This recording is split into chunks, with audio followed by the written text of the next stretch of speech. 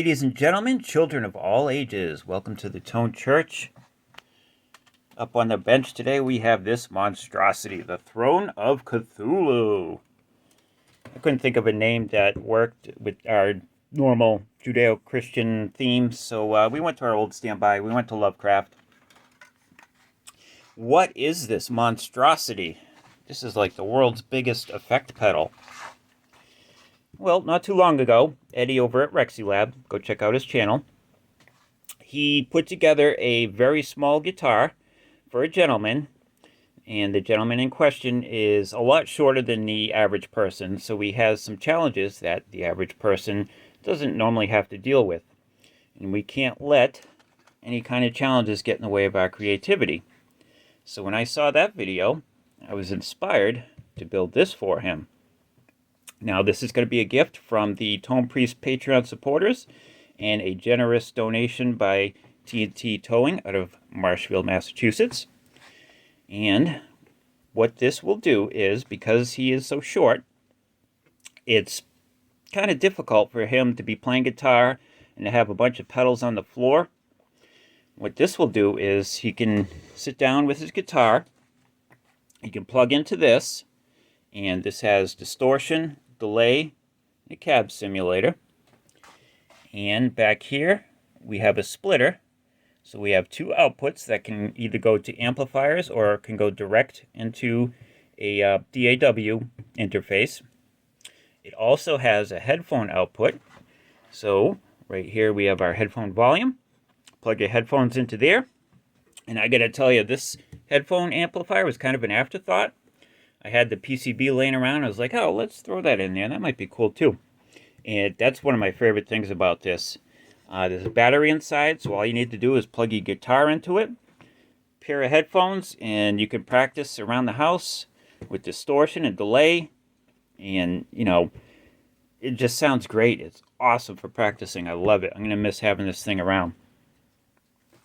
The distortion is a clone of a Diesel VH4. The delay is a clone of a Keeley delay, and it has modulation on it. And the delay, with the modulation, you can get, obviously delay, but you can also simulate some chorus sounds, and it's reverb, and it's just really, really cool to have. We'll hear that in a few minutes here. And then we have the cab sim. So again, we can plug in direct to our interface and record. And if anyone's ever played guitar, especially distorted guitar, direct into a recording interface, it sounds like a rusty dog fart. So that takes care of that. And also when you're playing, just practicing with the headphones on, you're really going to want this to make the guitar sound a hell of a lot better. But that's what this is. And I think it came out pretty good. We had to build this in a hurry. And I had to record the songs in a hurry as well, for reasons which hopefully Eddie will let the world know shortly. Anyway, so that's that. You plug in here. And on the back, if we can see this, we have our two outputs. We have our headphone output. And we also have an insert right here. So if you take the jumper out, this comes out of the distortion, and you can plug in more pedals, and then you plug back in here, and then that goes into the delay. So say if you wanted to hook up, a flanger, come out of the distortion, go into your flanger pedal, and then go back into the delay and continue on out like that. So we thought of everything around here. But if you're not doing that, you just take a jumper and you jump it.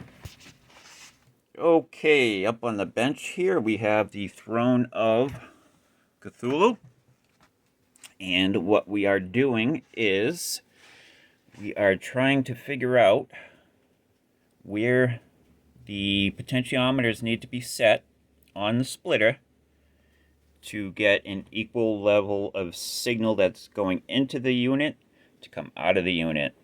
And the way we're doing that is we have our signal generator here. We're pumping in a 250 millivolt 1 kilohertz sine wave into the unit, and we did some measurements with our oscilloscope. And to have unity going through whatever your guitar gives the unit to have unity coming out of the unit, so we can have nice levels and the best settings, I would think. This is where they need to be. It looks like you want the master output at 130, and then the individual line outputs also at 130, right about there. And that way 250 millivolts in, 250 millivolts out. The headphone output, we have the master output all the way up, and this guy here is about 230, and that's as loud as it can go before it starts clipping. And yeah, that's loud. Your ears are going to be bleeding if you have this set like that. But the levels on this aren't as important because we're not going into like interfaces or amplifiers or pedals and other stuff like that. You know, if it doesn't sound good, just make a few little adjustments. I determined that when the phase switches are like this to the left, you are out of phase from your input. So to get back into phase, you need to put them in the invert setting, and that way it'll be in phase with the input signal. So there's some user instructions for that, but so far so good. All right, let's play it some more, see what she sounds like. All right, folks, we got her hooked up, and let me show you what's going on here. So the distortion is a clone of a Kiesel VH4. The delay is a Keeley magnetron delay, I believe it's called. And that has depth and speed for modulation. So it's a PT2399 with modulation. And when we turn up the depth and the speed, that's indicated by this LED down here. And then the third thing is the cab sim. Now, I'm not going to be using this now because I'm using the two outputs. I have one output going to a clone of a Blackface Fender Deluxe amp, and then output 2 is going direct. So for output 2, we'll probably just use an IR because when you're playing the cab sim through an amp, it doesn't sound good. But if you're running direct and you're not using an impulse response, or if you're playing through the headphones, you really want this, especially if you're using any kind of gain or distortion. So that's really nice to have. All right, so left is going to be the microphone, right is going to be the line in with the impulse response. And you can see all the settings right. On the diesel, we have treble, middle, bass. We have a gain knob and a volume knob. And then we have presence and deep. On the Keeley delay, we have time, feedback, and level with the aforementioned depth and speed. And then on the cab simulator, we have top, size, resonance, gain, punch, and mids. And I was playing around with this quite a bit, and they do exactly what they say they do. Like the size and the resonance, like the resonance is how much resonance you're getting from the cabinet, and goddamn if it doesn't sound really good. Especially on bass going direct, this is really, really nice. Guitar, not quite as much. I think, you know, if I was running direct, I'd use an impulse response. But again, if you're using the headphones and, you know, practicing the guitar, you really want this. But Tonepriest from the future editing room here. I no longer have the Throne of Cthulhu. The new owner has it, and by all indications, he really enjoys it. So that's great. Anyway, so you can't look at that. So take a look at this. It's a Tonepriest Tonecast. It's a clone of a Hudson broadcast pedal. And we just gave this away yesterday to one of my Patreon supporters. Every month on the first of the month, I give away a cool pedal that I build. So if that interests you, go over there and check it out. Anyway, the prong song. When we recorded that, we didn't use any impulse responses. We used the two line outs, and we used the cab simulator for that. So there you go. All right, back to the feature program. Say hi, Nepa. Anyway, I gotta get this thing in the mail like yesterday, so, you know, I'll do some noodling around, and hopefully you'll get the idea of how it sounds. So, you know, it ain't gonna be perfect, but it's gonna be good enough for proof of concept. And I think you'll agree the concept has been proven. So here we go. Clean tone.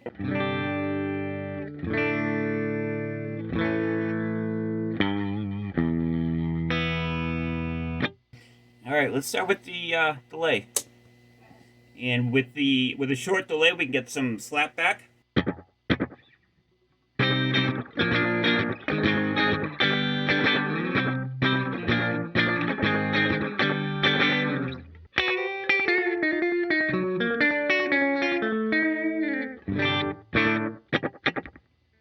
All right, and then what we can also do is we'll crank up the modulation. Add a little bit of this, low gain. We'll turn the gain down, add a little bit of distortion. Turn the time down to almost nothing. And it gives it a chorus type effect.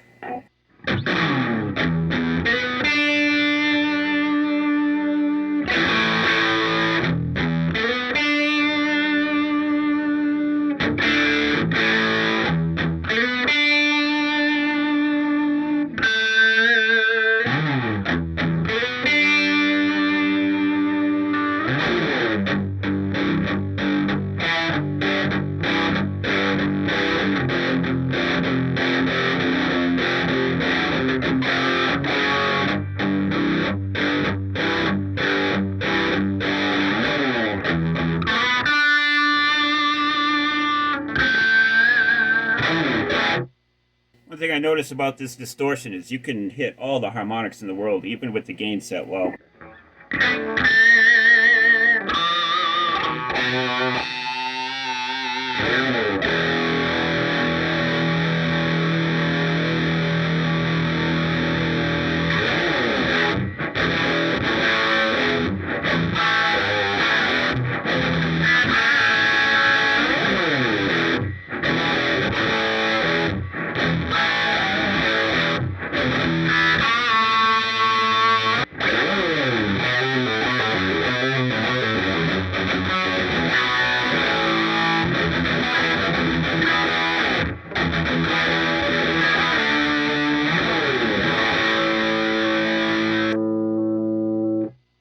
Alright, let's use this more like it's supposed to be used.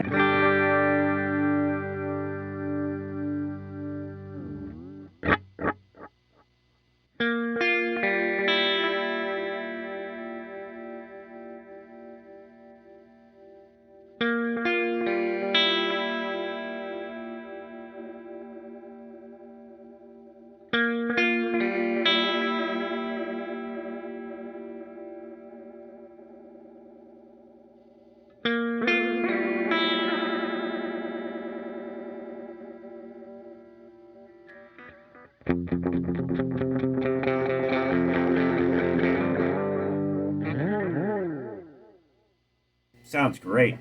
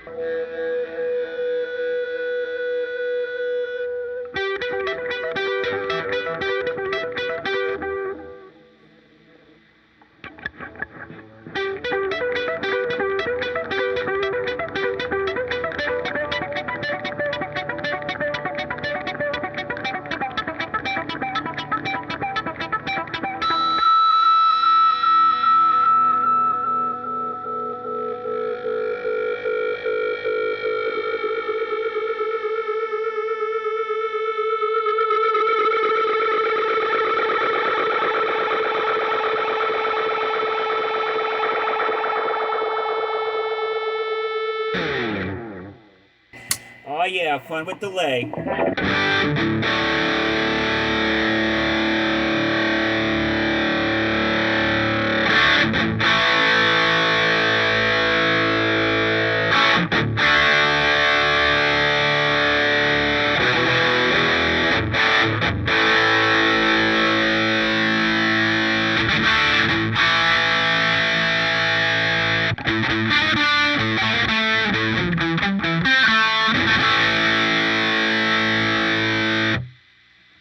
And if you don't want it to be so dry sounding, you can use the delay to mimic reverb. See if we can get that to work.